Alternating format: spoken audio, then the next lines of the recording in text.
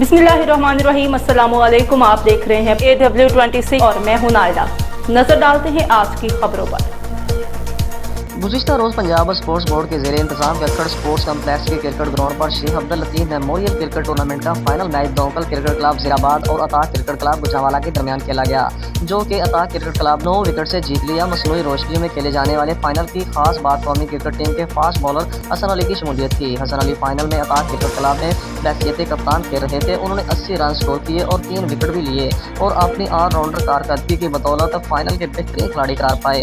इस day night final match के मेहमान खुसूसी सोशल प्रोटेक्शन अथॉरिटी पंजाब के वाइस चेयरमैन और पीटीआई रहनुमा जमाल नासिर चीमा थे, जिन्होंने फाइनल मैच जीतने और दूसरी पोजीशन हासिल करने वाली टीम के कप्तान में ट्रॉफी और नगद इनामात और खिलाड़ियों में शील्ड तकसीम की। इस टूर्नामेंट और सोशल फाइनल मैच देखने के लिए शायकीन की बड़ी तादाद मौजूद थी। Sheikh Abdul Latif memorial cricket tournament की बदौलत शायकीन क्रिकेट को काफ़ी अर्सा बाद उम्दा क्रिकेट देखने को मिली।